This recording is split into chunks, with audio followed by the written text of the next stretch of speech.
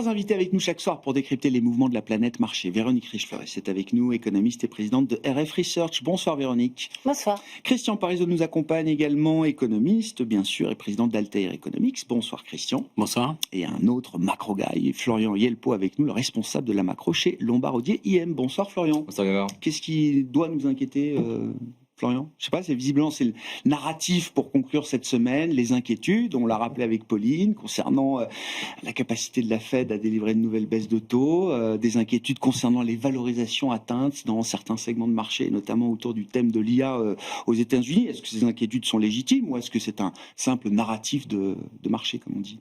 On a deux types d'inquiétudes devant nous. On a des inquiétudes de court terme et de plus long terme. Alors le plus long terme, c'est la valorisation. On en parle à loisir. Sur la partie court terme, on s'inquiète peut-être de la meilleure des situations, c'est-à-dire qu'on commence, enfin en tout cas j'ai l'impression c'est trop beau pour être vrai, quoi. On a peur de la croissance, on a peur en fait que les États-Unis aient bien bottomé, aient bien marqué un plus bas cyclique au cours du mois précédent et qu'on s'apprête à découvrir justement avec les chiffres qui vont être publiés à la fin, maintenant que le shutdown est derrière nous, qu'on se rende compte en fait que le marché de l'emploi aux États-Unis va pas si mal que ça, que le taux de chômage reste résolument bas et qu'effectivement il y a une dégradation dans certains secteurs qui est plutôt d'ailleurs quelque chose de structurel. On a une espèce de déversement qui est lié, bouleversement en tout cas de la main-d'œuvre qui est lié aussi au changement technologique. Donc on a peur que la croissance aille mieux qu'on ne le pense parce qu'une partie du narratif de la montée des marchés reposait sur le fait que la Réserve fédérale puisse baisser ses taux de multiples fois. On nous l'a dit au précédent meeting, comme vous le rappeliez, de la Réserve fédérale. Jérôme Powell nous indique qu'il n'est pas acquis, en tout cas, qu'on puisse bénéficier d'une baisse de taux en décembre. On est à 50-50. Notre prévision côté Lombard, c'est qu'on devrait avoir une baisse de taux en décembre, mais que ce serait une baisse de taux qui préfigurerait d'une pause dans le cycle monétaire. Alors, est-ce qu'on doit s'inquiéter du fait que la croissance aille mieux qu'on ne le pense? On ne le pense pas, on sort de notre comité d'investissement global et globalement le consensus de l'intégralité des gérants auxquels je parle aujourd'hui, c'est on est prêt à racheter les baisses de marché pour le moment. Donc on good news doit être vu comme good news. Une bonne nouvelle reste une bonne nouvelle, surtout pour le marché action. Le seul moment où on s'est fait un peu prendre à contre-pied, c'était 2022. Mais les taux sont passés de 0 à 4%. On parle pas du tout du même narratif. Là, on va se priver peut-être de 0,25, 0,50, baisse de taux. Est-ce que c'est une raison pour fuir les marchés actions? On voit encore beaucoup d'opportunités dans ces marchés-là. Ouais. Bon, sur le plan macro, qu'est-ce qu'on va effectivement découvrir avec le retour de données, tout ou partie des données qu'on n'a pas eues aux États-Unis pendant ces 43 jours, Véronique? Je partage, oui, volontiers ce qui vient d'être dit, c'est qu'on n'a pas beaucoup de sources d'inquiétude. La véritable source d'inquiétude, alors peut-être qu'on n'a pas complètement éliminé le sujet, est autour de la réforme fiscale. C'est-à-dire qu'il a fallu quand même faire des concessions et puis finalement le gouvernement fédéral va pouvoir fonctionner jusqu'en fin janvier. Donc cette histoire-là n'est pas terminée. Non. Et la grande question, me semble-t-il, d'un point de vue des perspectives 2026, c'est est-ce que finalement le gouvernement aura la latitude d'abaisser les impôts, de distribuer des crédits d'impôt comme il l'a annoncé, et parce que finalement cette réforme fiscale, c'est ce qui tient l'essentiel des perspectives 2026 aux États-Unis et donc quand même pour l'essentiel du reste du monde. Et c'est ce qui fait qu'on a quand même beaucoup de mal à envisager une croissance inférieure à 2%. Parce qu'on sait bien que ces avantages fiscaux vont finir par être payés par l'américain moyen, par des baisses de dépenses. Enfin, dans un premier temps, politiquement, le politique fonctionne bien, on distribue du crédit d'impôt à tout le monde. Ouais. Et ça, c'est du fuel, exactement. Donc, l'inquiétude, ce qui pourrait gêner les marchés, et en ce sens, heureusement, j'ai envie de dire que la Fed s'est ravisée, c'est pour moi la question de la partie longue de la courbe des taux. Et on le voit bien. D'ailleurs, ce qui se passe au Royaume-Uni est jamais totalement anodin quand on regarde les marchés occidentaux. Mais ces tensions persistantes sur la partie longue de la courbe des taux, qui sont liées à ce qui se passe sur le front budgétaire et au risque d'une Fed trop accommodante, donc in fine moins gardienne de l'inflation, ce risque-là me semble encore assez important. Et c'est peut-être la mauvaise nouvelle, effectivement, que redoutent les marchés. Si la Fed ne baisse pas ses taux, donc n'agit pas quelque part pour contenir ce risque de hausse des taux longs et si la croissance est trop forte l'an prochain. Parce que effectivement, ça passera sans doute, me semble-t-il, à la fois par une hausse des prix des matières premières et puis une croissance plus forte. Si le cycle est meilleur, tous les actifs cycliques doivent normalement en profiter. Tout à fait. Sur la question des parties longues de courbe, un point qui n'est pas anodin, c'est que la Fed va pouvoir réinvestir quand même une partie de son bilan désormais. Et ça compte pas pour rien, visiblement. Ça compte pas pour rien. Est-ce que ça rassure pour autant les investisseurs si... D'abord, il faut voir jusqu'où elle actionne, elle intervient. En général, les parties très longues, je pense que c'est pas pour rien si ce sont les 30 ans qui tirent depuis. Et parce que c'est quand même pas la priorité des interventions de la Fed. Jusqu'à maintenant, voilà. Mais effectivement, c'est un point, mais qui est à double tranchant, parce que d'un autre côté, on peut se dire, bah oui, mais enfin, la Fed, elle intervient alors qu'elle ne devrait pas intervenir. Et précisément, elle risque d'être d'autant plus sanctionnée par la partie qui n'est pas sous contrainte de ses interventions. Voilà. Donc, je pense, pour moi, l'essentiel des préoccupations tourne autour de ces sujets-là et beaucoup moins des sujets de croissance, même si, au bout d'un moment, quand les taux longs grimpent trop, ça finit par revenir dans la boucle des perspectives conjoncturelles. Ouais. Bon, mais ça veut dire que sur un 10 ans américain, 4% est un plancher qu'on n'enfonce pas comme ça, sans changement de scénario et changement de paradigme. Et d'ailleurs, la situation n'a pas bougé depuis un an. Il y a un an, on dit point bas 3,80 et puis ça remonte derrière. On n'a jamais dit 3,80, je crois. Oui, je crois pas. Et là, on est un peu dans la même configuration avec des 30 ans qui nous disent 3,80, on va peut-être l'oublier là. Christian, sur cette situation macro-américaine. Alors, un petit peu plus négatif. Allez, j'y vais un petit peu plus négatif. Alors, pour première raison, c'est parce qu'on est dans une économie en cas, avec des secteurs qui vont très bien, d'autres qui vont très mal. Et ça, c'est une source d'inquiétude. Alors, on va dire, oui, ce qui va très bien, c'est l'intelligence artificielle, c'est les investissements et data centers, mais avec un risque que vient de s'apercevoir le marché, que trop de croissance tue la croissance. C'est-à-dire que c'est pas de dire qu'il n'y a pas de carnet de commandes, c'est pas de dire qu'il y a une demande. Toutes les publications étaient exceptionnelles, Palantir, employé de matériaux encore hier soir, mais des réactions négatives, alors pour plein de petites raisons propres aux sociétés, on ne va pas rentrer dans les détails, mais sur un point clé, c'est on commence à se dire, est-ce qu'ils vont être capables de délivrer ce qu'ils ont promis? Est-ce que leurs carnets de commandes vont être là? Parce qu'aujourd'hui, on a des contraintes. Si vous prenez aujourd'hui les data centers, grosso modo, il y a près de la moitié, c'est le sud des États-Unis. Et là, ça commence à poser problème parce qu'on commence à avoir des politiques aux États-Unis qui s'opposent à la création des data centers parce que ça fait flamber les prix de l'électricité dans les régions où ils s'installent, puisque les prix de l'électricité sont libres aux États-Unis. Et donc, les gens commencent à mal percevoir ces data centers. Donc, on commence à avoir des autorités américaines qui commencent à ralentir dans les délivrances de permis de construire. On a une inflation du coût des data centers. Maintenant, c'est un demi-milliard de dollars, excusez-moi, 500 millions de dollars pour le moindre data center. Donc, ça commence à flamber en termes de coûts parce que derrière, toute la chaîne d'approvisionnement, c'est des prix qui commencent à grimper.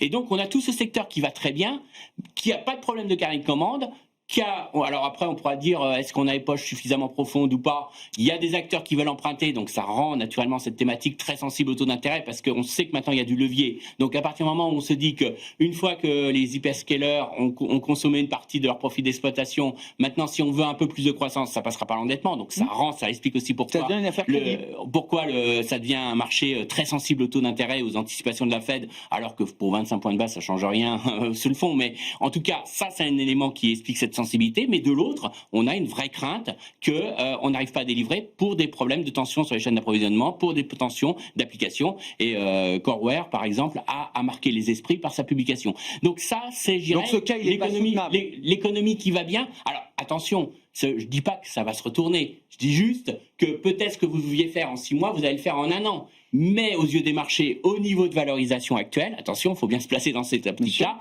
6 mois au lieu d'1 an, c'est pas la même chose. Et donc, ça joue forcément sur la valorisation. Donc ça, c'est l'économie qui va bien. Puis après, il y a toute la partie de l'économie qui va quand même assez mal.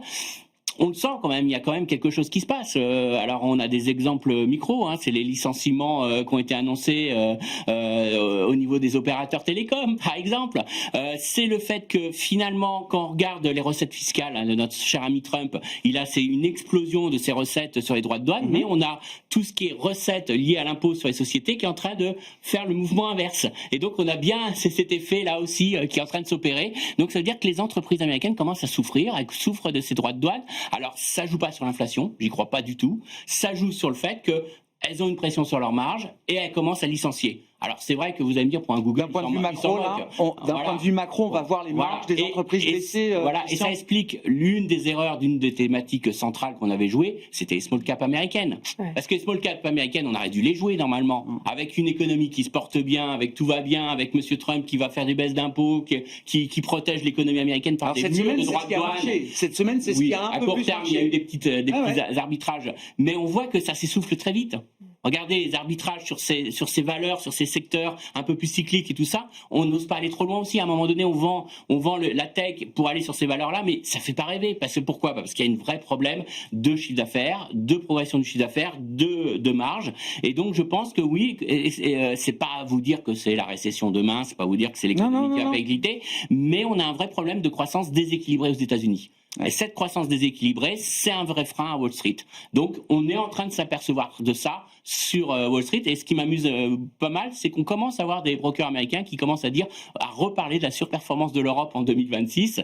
Ça m'amuse parce que, voilà, on est reparti à se dire que quand même, on a beaucoup joué les États-Unis, peut-être un peu trop, et il n'y a pas beaucoup de gras pour l'année prochaine si on veut jouer encore une progression des marchés parce qu'on a un peu éclusé les bonnes nouvelles du côté des États-Unis. Il y en a même qui parlent d'un vrai cycle de sous-performance des actions américaines pendant 10 ans. C'est Peter Oppenheimer, le stratégiste action de Goldman. Non, mais il fait son coin. Voilà, il fait à 10 ans. Dans un an, il dira le contraire. Et il dit, à 10 ans, les actions américaines feront moins bien que les actions européennes, qui feront moins bien que les actions émergentes, et notamment que les actions chinoises et c'est parce qu'on sent qu'il y a un manque d'idées d'investissement maintenant aux États-Unis, parce qu'on a bien rincé, je dirais, et après, moi, en tant que macroéconomiste, la vraie question, c'est est-ce que cette croissance en K est tenable ? Parce qu'à un moment donné, est-ce que la barre qui baisse ne va pas entraîner le reste de l'économie ? Et ça, c'est une grosse incertitude pour les prochaines. Véronique et Florian. C'est très intéressant. Et c'est vrai que c'est un vrai sujet pour nous, les macroéconomistes, parce qu'en réalité, et on le voyait très bien avec le peu de chiffres qu'on a eu,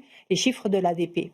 Quand on regardait par taille d'entreprise, ce sont les entreprises de plus de 500 salariés qui ont créé tout l'emploi. Les autres, je fais le petit calcul, j'ai enlevé, les autres sont en baisse d'emploi depuis 3 mois. Depuis l'été, en fait, on a eu un pic et ça, c'est pas bon signe. C'est pas du tout bon signe. C'est pas étonnant d'ailleurs que les small caps sous-performent dans l'ensemble, même malgré des petits à-coups. Et la question, est-ce que ça tient ? Qu'est-ce qui l'emporte ? Les grandes entreprises ont les moyens. Peut-être même, je me suis demandé, à vérifier, si le shutdown ne les poussait pas, à rafler des employés fédéraux à moindre coût en leur offrant un emploi, sachant qu'il y a quand même quelques problèmes de pénurie de main-d'œuvre, ou pour se substituer aux quelques services de l'État fédéraux. On ne sait pas, mais il y a vraiment quelque chose qui est totalement atypique. Et puis, ce qu'on avait montré, nous, au mois de septembre, c'était les écarts de productivité je crois que c'était depuis 2019, par secteur. Et là, on a des choses qu'on n'a jamais vues. C'est-à-dire qu'on a en dehors de tout ce qui tourne autour des nouvelles technologies et de l'énergie, tous les secteurs américains sont en perte de productivité.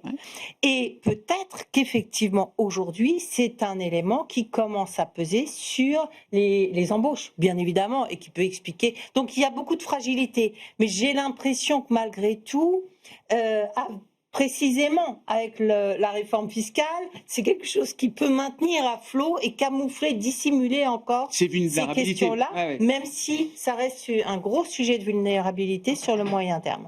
Intéressant, parce que ce schéma en K, on le retrouve dans la dissension au sein de la Réserve fédérale américaine, avec ceux qui veulent baisser les taux plus fortement et ceux qui disent non, au minimum c'est une pause. On ne parle pas encore de hausse de taux au sein de la Fed, mais voilà, on sent qu'il y a une dissension, une divergence des deux côtés du consensus. Ce schéma en K, pour l'investisseur, qu'est-ce que ça implique ? On continue d'investir toujours dans les mêmes sociétés aux États-Unis, ou est-ce qu'on peut découvrir le côté value du marché marché américain à un moment, Florian? Bon, on a une forme de retour du value ces derniers jours. Depuis 15 jours. C'est encore une fois 15 jours. un peu comme les small cap, ça va et ça vient. Non, juste sur cette économie en cas, évidemment, c'est quelque chose qui nous préoccupe. On en parle beaucoup aux États-Unis. L'exemple que je donne, moi, c'est de regarder le taux de croissance des salaires par niveau de salaire. Avant 2022, les plus petits salaires avaient le plus fort taux de croissance et les plus gros salaires le plus faible. Et puis depuis 6 mois, 9 mois, cette relation d'ordre serait complètement inversée et les plus petits salaires, en lien avec cette notion de productivité, sont ceux qui progressent le moins vite. Mais il n'y a pas qu'aux États-Unis qu'on a ce problème d'économie en cas. Prenez les États-Unis versus l'Europe, vous avez la même situation. Le PIB par habitant aux US s'est mis à progresser comme rarement, alors que le PIB par habitant en Europe vraiment a de la peine depuis 4 ans à suivre la même dynamique. Vous prenez l'évolution des salaires contre l'évolution des profits et la distribution des profits, vous avez la même situation globalement. Donc il se passe quelque chose aujourd'hui qui fait qu'il y a des happy few qui profitent qui sont bien positionnés pour tirer parti d'une situation et une masse qui a de la peine à s'en sortir.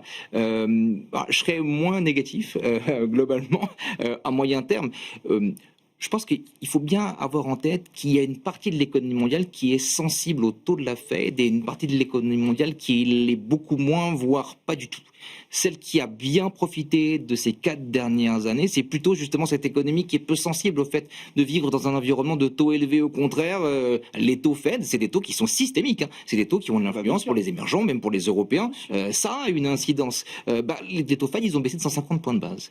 Et lorsque les taux baissent, vous le savez, on le sait tous autour de la table, ça met du temps à exercer un effet réel sur l'économie. Donc, une partie de nos vues 2026 consiste à dire, cette économie manufacturière qui peine un peu à convaincre, on pourrait la voir traverser une phase d'amélioration justement parce que les taux Fed, parce que les taux du financement en dollars ont été réduits. Mais ça prend du temps.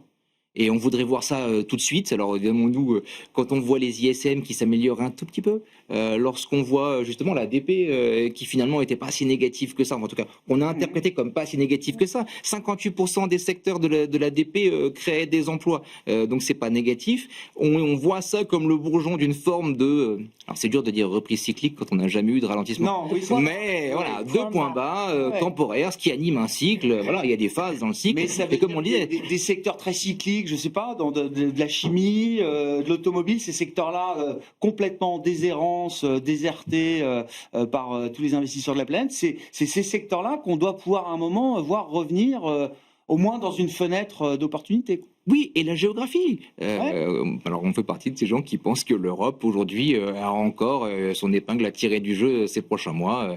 Chaque début d'année, on l'a vu, les investisseurs révisent un petit peu leurs allocations et se disent ce qui a bien marché, on va en vendre un peu et on va acheter un peu de ce qui a moins bien marché. Bon, l'Europe, ça marche plutôt en début d'année. On pense qu'il y a encore de l'upside là-dessus. On aime beaucoup, alors c'est un tropisme évidemment, mais on aime beaucoup les actions suisses.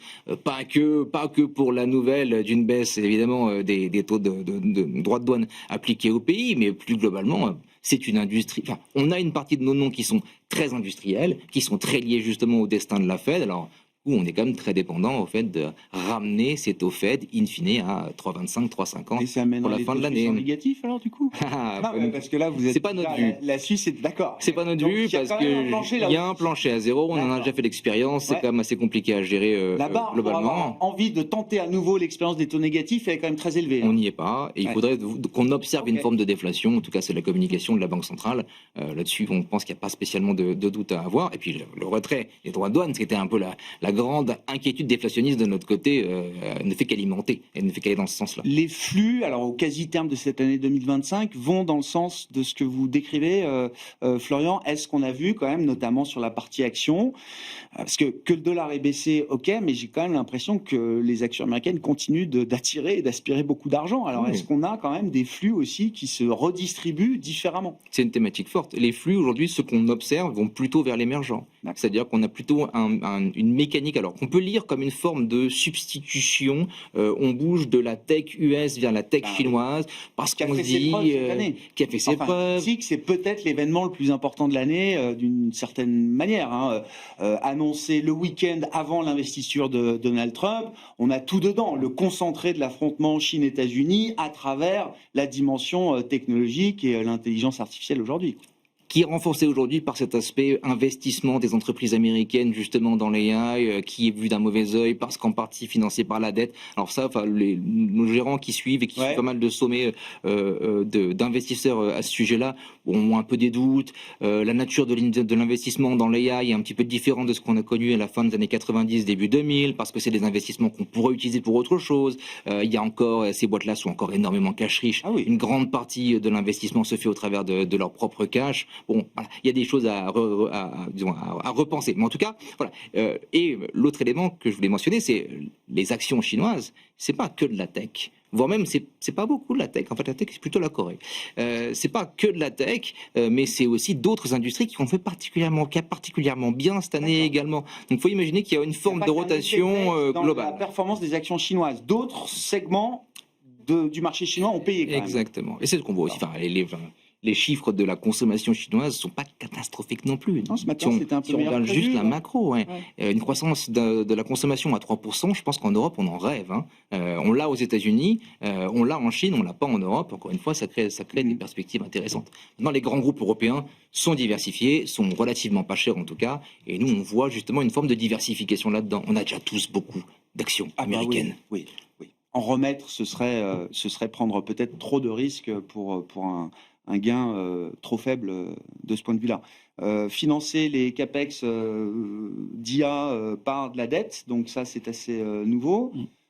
Je crois que hier on disait que aujourd'hui les capex IA des Max 7 sont couverts à peu près à 70% par les cash flows.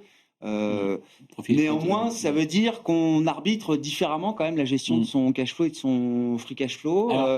C'est pas les mêmes acteurs.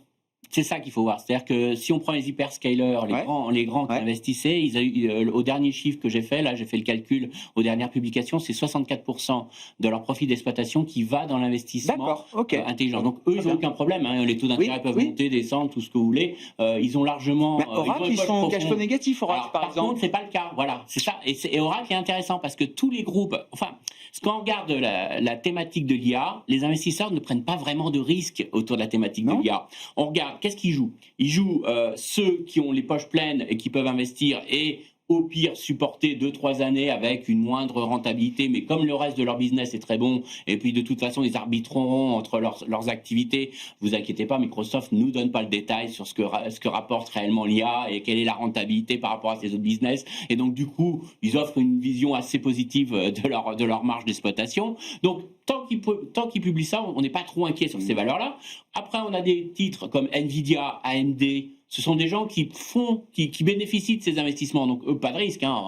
C'est un risque d'exécution. C'est un risque, éventuellement, s'il y avait d'un seul coup une grosse croissance de la concurrence et qu'ils ne maintiennent pas leur marge. Mais ce n'est pas le cas. Il y a une telle demande aujourd'hui. Ils n'arrivent pas à fournir la demande. Donc, c'est plus un risque d'exécution. On a plus qu'un risque de baisse des marges. Donc, on a joué ces valeurs-là. Après, ce qu'on n'a pas joué, on n'a pas joué ceux qui sont tendus au niveau bilan et qui investissent parce qu'on ne sait pas le retour sur investissement qu'aura l'IA. Et là, on voit que Oracle, ça ne paye pas. Malgré ce qu'a dit Oracle, l'action a plutôt baissé parce qu'on commence à s'inquiéter en se disant on ne sait pas, il y aura l'endettement, il y aura la dette à payer, mais on ne sait pas ce que va rapporter leurs investissements.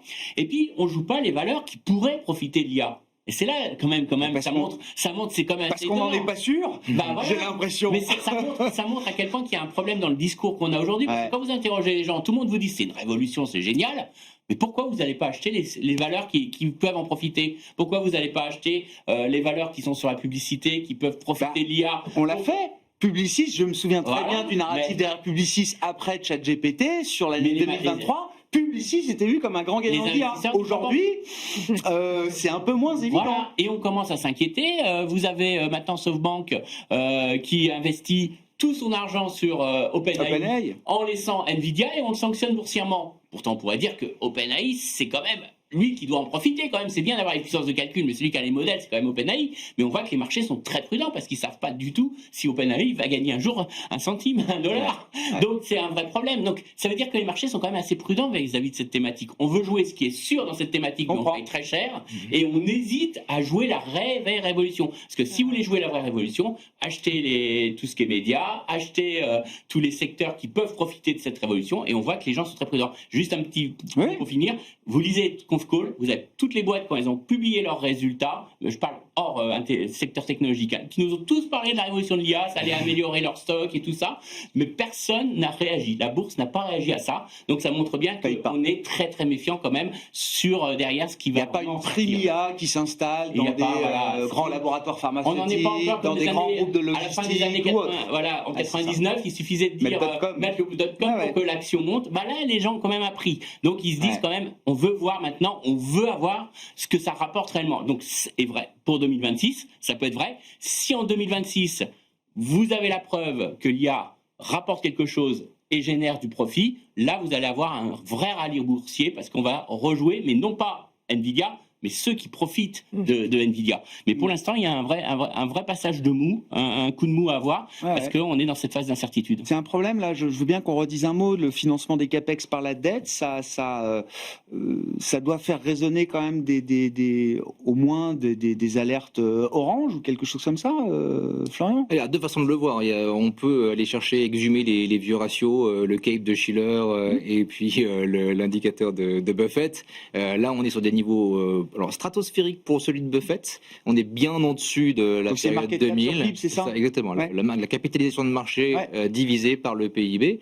On peut regarder le CAPE de Shiller qui est un PER, un Price Earning Ratio. C'est ça. Voilà, exactement. Là, on se dit qu'on est, on doit être à 10% à peu près, 10-12% si je dis pas de bêtises, d'arriver sur les plus hauts de 2000. Donc, la question c'est ça. La question c'est la valorisation par rapport aux revenus générés par ces entreprises-là. Point barre. Elles peuvent s'endetter autant qu'elles veulent. Si les earnings, si les profits sont en rendez-vous, on n'en est pas là. Bon, globalement, on n'est pas complètement inquiet parce que justement, on trouve que dans l'ensemble, parmi ces entreprises, en tout cas celles qui aujourd'hui sont chères, on trouve que dans l'ensemble, ces résultats ronronnent relativement en comparaison de ce qu'on a pu voir justement pendant la période maudite de 2000. En plus de ça, il reste l'immense reste de la cote, parce que les AI, c'est 5% des noms, 30% de la capitalisation de marché des actions US. Une tendance qui n'était pas du tout avec nous il y a 5 ans en arrière. 5% de ces noms-là représentaient 5% de la capitalisation boursière. Et au fur et à mesure que ce secteur s'est mis à croître, il a poussé hors de grands indices comme le MSCI World un grand nombre de noms. Le MSCI World, c'était 1600 titres. Il y a 1600 noms, pardon. Il y a 5 ans, aujourd'hui, ça n'est plus que 1300 noms. Donc il y a des mécaniques d'indices qui montrent que... Voilà, quand une valeur sort du MSCI World, ça ne veut pas dire forcément qu'une autre prend la place. Contrairement au S&P 500, contrairement au CAC 40, contrairement au S&P. Exactement. De l'indice. Exactement. Mais ça sanctionne une progression des profits. On voit ça d'un assez bon œil. Et en plus de ça, il reste une grande partie de la cote qui devrait profiter de cette révolution de l'IA, de gains de productivité. La productivité, elle doit progresser en Europe, elle doit progresser en Chine. Et c'est ça qui fait les earnings, qui fait les profits des boîtes. Donc, quelque part, notre vision est vraiment très simple. Ça consiste à dire, on a déjà suffisamment d'actions américaines au sein des grands indices. On voudrait sortir de cette concentration pour diversifier vers justement ceux qui vont recevoir, ceux qui sont les récipiendaires de ces gains de productivité tirés par l'IA. C'est peut-être naïf, en tout cas en termes de valorisation, en tout cas on y retrouve notre compte, et en termes de carry, en termes de portage, en termes de revenus. Parce que c'est en plus des zones qui vous payent des dividendes. Alors c'est pas vraiment ce qui est à la mode, c'est en 2025, mais nous on imagine que 2026-2027, il y a des thématiques à jouer autour justement de ce portage. Lié aux dividendes notamment. Un secteur bancaire en Europe, rachat d'actions et dividendes, c'est du 9% aujourd'hui. Parlons un peu de l'Europe. Est-ce que nous aussi, on va avoir droit à notre petit momentum de reprise, de réaccélération cyclique, avec notamment une grande question sur ce que peut délivrer l'Allemagne en termes de croissance sur des horizons, 12, 18, 24 mois. Je ne sais pas jusqu'où vous regardez. Alors, avec certitude l'Allemagne aujourd'hui. L'Allemagne est un vrai sujet, mais avant de parler de l'Allemagne, parlons de la France. Parce que finalement, je ne vais pas parler de la question budgétaire, mais parlons des résultats économiques qui ont quand même surpris. Plus 0,5. Qui sont quand même convaincants. Alors, ça ne veut pas dire qu'on va avoir encore du 0,5 le prochain trimestre, mais quand on regarde toutes les enquêtes depuis le début de l'été, les enquêtes dans l'industrie, d'abord, il y a enfin un secteur aéronautique qui délivre. Enfin, un secteur naval qui commence à délivrer également. Des carnets de commandes, là aussi, c'est du long terme, forcément, mais qui vont clairement dans la bonne direction. Des des perspectives de croissance, c'est quasiment, parmi les grands, le seul pays où la hausse des perspectives de croissance est suivie par de la croissance effective de la production. Donc nous, on aime bien, surtout quand il s'agit de la France. Et donc, on passerait ça sous silence si on avait la conviction d'avoir devant nous un budget hyper restrictif, etc., qui vienne casser toute la dynamique, notamment la dynamique domestique et celle des ménages. Or, on voit bien que le budget va être prudent, s'il passe, mais et que finalement, on aura peut-être même un petit soutien du côté de la consommation domestique. Et je pense que réellement, c'est ce qui nous manque. Aujourd'hui, quand même, on est allé très loin dans la politique de l'offre en France. Sans doute, à mon sens, un peu trop loin. C'est comme tout, il y a des équilibres à respecter. Et quand vous faites de la politique de l'offre pendant des années, que vous essorez les salaires, eh bien, vous n'avez pas de croissance, surtout si vous venez menacer derrière d'aller sanctionner, d'avoir des hauts impôts ou je ne sais quoi, un budget restrictif. Donc là, j'ai l'impression qu'il y a quand même des choses, des raisons de penser, de croire, décentes, que la France puisse commencer à s'en tirer un peu mieux et à donner des signaux un peu réconfortants. Alors, il ne faut pas que l'Allemagne nous tire. Non, juste dans les performances économiques de la France, en lisant les économistes, il y a aussi des dépenses d'investissement dans le logiciel, dans l'information communication, qui se font à un rythme assez soutenu. C'est-à-dire qu'on n'a peut-être pas Nvidia et les GPU, mais on investit quand même dans notre dans la technologie au service des entreprises. Et c'est pas nouveau, on est au numéro 2 derrière la Suède en Europe en termes d'efforts d'investissement dans la recherche, l'innovation, etc. C'est toujours un peu flou, un peu vague, mais voilà, on a quand même des données auxquelles on fait confiance. Et cet effort-là continue à se développer, à gagner en ampleur. Donc, je pense qu'effectivement, la situation structurelle de l'économie française, structurelle, les espoirs conjoncturels sur une amélioration des tendances de l'économie française ont de bonnes raisons d'être là. Maintenant, effectivement. Et pourquoi l'Allemagne viendrait nous tirer vers le bas alors? Non, et d'ailleurs, c'est également un bon point, c'est-à-dire qu'on a réussi cette performance sans l'aide de l'industrie allemande. Toujours à zéro, qui nous a plutôt tiré vers le bas. Donc c'est doublement bienvenu, me semble-t-il. L'Allemagne, c'est compliqué le retard industriel et la capacité à faire face à la montée de la concurrence chinoise, la déferlante chinoise est extrême. Et l'Allemagne est particulièrement sensible, notamment sur les biens d'équipement. C'est vraiment le secteur qui protégeait l'Allemagne, qui a protégé l'Allemagne, qui a fait toute sa croissance depuis 2005 et qui aujourd'hui est complètement menacé. On ne parle même pas de la métallurgie, mais enfin. Ça, c'est de la faute aux Allemands quand même. Ça fait bien longtemps. Chine a piégé l'Allemagne à son propre jeu aussi, d'une certaine manière. Exactement. Donc ça, on n'est pas du tout sûr de la manière dont ils vont se dépêtrer de tout ça. Même l'effort militaire, etc. On voit que les dépenses publiques, elles vont quand même pas beaucoup à l'investissement créateur de croissance demain. Les 5 économistes conseillers du gouvernement ont un peu tiré la sonnette d'alarme cette semaine, je crois. Donc c'est plus compliqué. Mais voilà. Merz a des moyens encore et ça finira par venir. Donc vous avez dit, je crois, est-ce qu'on peut un peu être optimiste? Donc c'est vraiment un petit peu. On a quand même du mal à avoir une croissance allemande dans la zone des 1% l'an prochain. On y est plus facilement, peut-être en France. Ça dépend encore dans une large mesure du budget. Bon, il se passe quand même des choses là aujourd'hui, ces dernières heures. Merz, après le whatever it takes, va desserrer le verrou budgétaire, qui est déjà un virage quand même par rapport à l'ordolibéralisme allemand historique, qui est déjà un virage spectaculaire. Là, ils vont subventionner le marché de l'énergie pour les entreprises électro-intensives.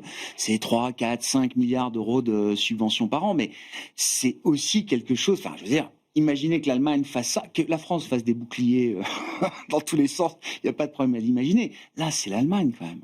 Oui, alors après, ce qui me gêne, c'est que tout ça est beaucoup intégré dans les marchés aujourd'hui. C'est-à-dire qu'aujourd'hui, vous dire qu'il y a un plan de relance en Allemagne, je pense que personne n'est surpris et tout le monde est au courant. Et le marché peut avoir, à mon avis, que des déceptions sur l'Allemagne. Il y a beaucoup d'avancées, je suis entièrement d'accord. On ne sera pas surpris positivement. Alors, Moi, j'ai un Le peu marché peur. ne sera pas surpris J'ai un peu peur parce que ce type de plan d'infrastructure, c'est un marathon, c'est pas un sprint. Oui. Et le marché aime bien quand c'est des sprints. Donc, le problème du marathon, c'est que ça va soutenir l'Allemagne, mais en tendance, très longtemps. Ça, faut mettre les projets en route, faut que ça, et avant que ça commence à porter ses fruits, ça va être beaucoup plus long. Donc, j'ai un peu peur de déception. Par contre, il y a un élément qui me rend très positif, c'est qu'on voit quand même que l'impact des baisses des taux de la BCE joue sur la distribution de crédit. Et ça, pour moi, c'est un indicateur important. Alors, peut-être à tort. Moi, c'est vrai que cette année, je jouais le réveil de la demande intérieure et ça n'a pas été le cas en Europe. Mais je pense que quand même, on a quand même pas mal d'éléments qui sont en train de se mettre en place. On a quand même, bon, la force de l'euro a des inconvénients, mais a des avantages pour la demande intérieure. Faut pas l'oublier. Oui, bien un sûr. euro fort, c'est bon pour la demande Bien sûr. intérieure. On C'est achète pas bon, des produits moins c'est chers. pas bon quand on veut Oui. exporter. Mais Oui. ça, on est au courant. Mais c'est quand même un élément de soutien pour la demande intérieure. On a la baisse des taux. On voit que le crédit commence à véritablement se réveiller. Le marché de l'emploi résiste plutôt bien. Franchement, on n'a pas encore une explosion. Alors ça, c'est moins porteur. On voit que, notamment, on a vu en France que les stats n'étaient pas aussi bonnes qu'il y a encore quelques mois, mais c'est pas non plus un retournement conjoncturel. Donc, moi, je pense qu'entre les effets de taux, les effets de pouvoir d'achat, il y a eu vraiment un traumatisme des Européens lié au choc inflationniste. Et on voit que ils n'ont pas pris conscience que les salaires réels progressaient. Et ça a mis du temps dans le consommateur. Autant le consommateur américain est très sensible, réagit très vite, autant le consommateur européen, il épargne. Et peut-être un bruit politique qui empêche aussi de voir les choses telles que vous les présentez. Je dis pas que tout est bon. C'est important. Et c'est pas juste en France. Le bruit politique, il est partout. Il est là. Bon, maintenant, il y a un gros bruit de politique aux États-Unis. Ça n'empêche pas les Américains de consommer. C'est pas le cas en Europe. Mais en tout cas, voilà.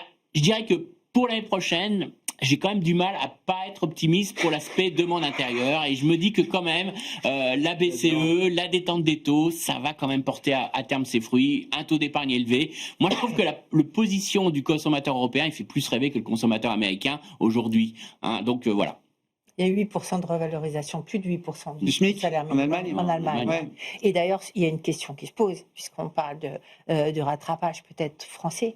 Il y a un vrai rattrapage de la productivité, de la compétitivité française. Oui, ça y est. Ça commence. De salaire, ça commence, abusivement contraint. En Allemagne, c'est l'inverse. Et peut-être que là, on a une tendance plus durable, des écarts qui redeviennent un peu plus favorables à la France. Bon. Et il faut se rappeler qu'une monnaie forte, c'est aussi une façon de s'encourager vers les gains de productivité. Enfin, je viens d'un pays. En Suisse, c'est au plus haut. Exactement. Nous, travailleurs suisses, on comprend ça de façon très clairement. Souvenez-vous, l'Europe, 2005, 2006, 2007, un euro fort, des gains de productivité, un marché local qui va bien. C'est une scène qui peut très bien se renouveler. En tout cas, ça fait partie de nos anticipations pour 2026. Et encore une fois, des actifs qui sont pas très chers. Pas très cher. Et ça, c'est un élément qu'il faut savoir garder en tête et qui verse des dividendes. Encore une fois, je le répéterai jamais assez. Ouais. Donc l'Europe, ça reste un call, une conviction forte pour vous en termes de thématiques d'investissement, avec la partie asiatique aussi, c'est ça Exactement. Europe, Asie, aujourd'hui, ce sont des pôles qui sont, encore une fois, qui n'ont pas encore convaincu complètement la partie de l'investissement qui est peut-être voilà, il nous manque nos investisseurs retail qui ont un peu de la peine à se convaincre qu'avec tout leur armada d'ETF, ils vont pouvoir aller chercher ou avec nos fonds, ils vont pouvoir aller chercher justement cette valorisation européenne et asiatique. On n'y est pas encore, mais les professionnels en tout cas, ils ont déjà compris ça et la rotation des portefeuilles, elle est déjà en cours de route. Bon, on va parler d'ETF justement dans une seconde. Merci à vous trois. Merci d'avoir été les invités de Planète Marché ce soir. Florian Yelpo, Lombard-Odier, IM, Véronique Riche-Flores, RF Research et Christian Parizeau, Altair Economics.